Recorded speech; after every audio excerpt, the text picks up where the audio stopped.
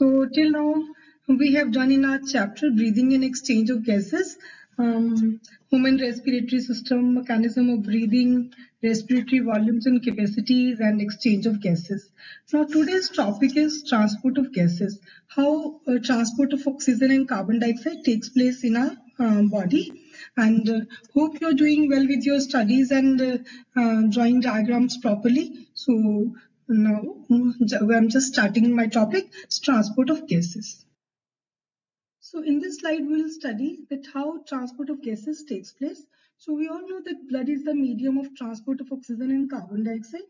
About 97 to 99% of oxygen is transported by RBC in the blood.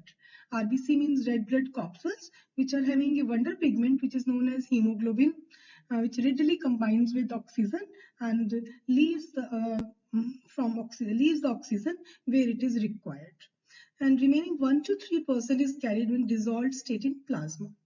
And carbon dioxide is 20 to 25% is transported through RBC as carb-aminohemoglobin, and rest of 70% as bicarbonate ions. And here an enzyme carbonic anhydrase helps here.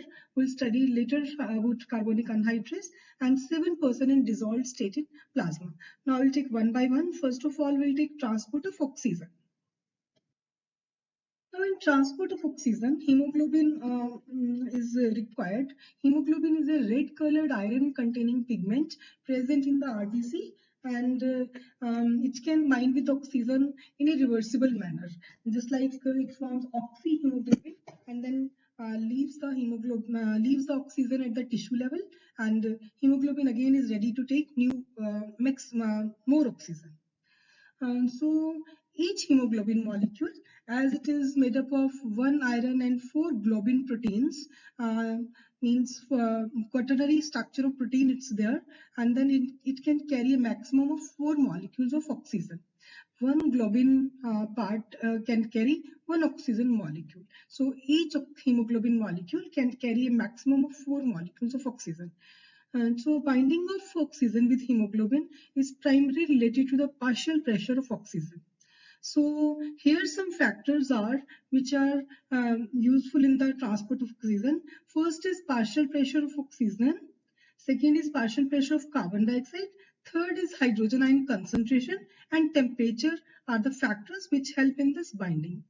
Now in the tissues, first of all, in the alveoli, when we are watching that in the alveoli, there is high concentration of partial pressure of oxygen, low partial pressure of carbon dioxide, low hydrogen ion concentration, and again temperature is also low. These all factors are in the favorable for the formation of oxyhemoglobin. Whereas in the tissues, partial pressure of oxygen is low because oxygen is consumed there due to catabolism, and high partial pressure of carbon dioxide because continuously carbon dioxide is being prepared there, and high hydrogen ion concentration due to formation of bicarbonate ions and hydrogen ion concentration. I will tell you later in the next slide. And temperature is high in the body. Then all these factors are helpful in the dissociation of the oxygen from the oxyhemoglobin. So if we see this oxygen dissociation curve, then we plot against partial pressure of oxygen and percentage of saturation of hemoglobin with oxygen. So it's a sigmoid curve. First of all, in the alveoli, when there is high partial pressure of oxygen, low partial pressure of carbon dioxide, low hydrogen ion concentration, and low temperature, then it readily combines with hemoglobin. Oxygen readily combines with hemoglobin. And in the tissues, it's opposite. When it reaches the tissues, then due to low partial pressure of oxygen, high partial pressure of carbon dioxide, high hydrogen concentration, and high temperature, it dissociates from there. So initially in the alveoli, it will readily combine with it, and tissues, it will oxyhemoglobin dissociates into oxygen and hemoglobin. So the oxygen dissociation curve is always in the form of sigmoid form. So it's about transport of oxygen. Now every 100 ml of oxygenated blood can deliver around 5 ml of oxygen to the tissues under normal physiological conditions.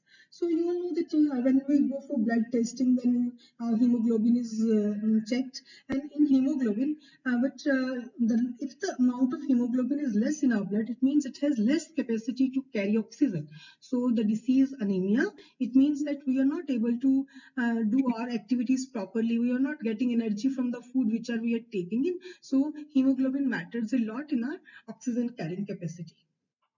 Next is how the transport of carbon dioxide takes place. I have earlier told you that 20 to 25% of carbon dioxide moves in our body in the form of carbaminohemoglobin that is combined with the RBC, and this binding is related to the partial pressure of carbon dioxide. Partial pressure of oxygen is the major factor which could affect the binding. So when partial pressure of carbon dioxide is high and partial pressure of oxygen is low, as in tissues, more binding of carbon dioxide, whereas when partial pressure of carbon dioxide is low and partial pressure of oxygen is high, as in alveoli, dissociation of oxygen from carbaminohemoglobin takes place.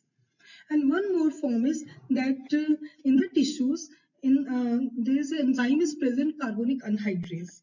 When carbon dioxide plus water, when react, then an enzyme, carbonic anhydrase, forms carbonic acid, and then carbonic anhydrase dissociates to form bicarbonate ions and hydrogen ion.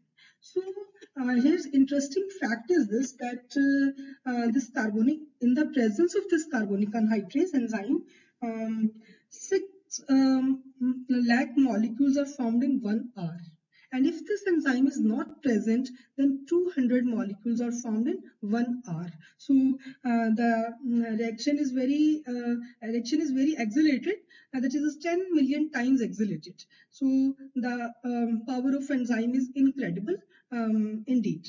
So it means that if carbonic anhydrase is present, then the reaction rate is 10 million times more than the enzyme is not present. So at the tissue site where partial pressure of carbon dioxide is high due to catabolism, carbon dioxide diffuses into blood and forms bicarbonate and hydrogen ion. At the alveolar site where partial pressure of carbon dioxide is low, reaction proceeds in the opposite direction, leading to the formation of carbon dioxide and water. Thus, carbon dioxide trapped as bicarbonate at the tissue level and transported to alveoli is released out as carbon dioxide. So every 100 ml of oxygenated blood delivers approximately 4 ml of carbon dioxide in the alveoli.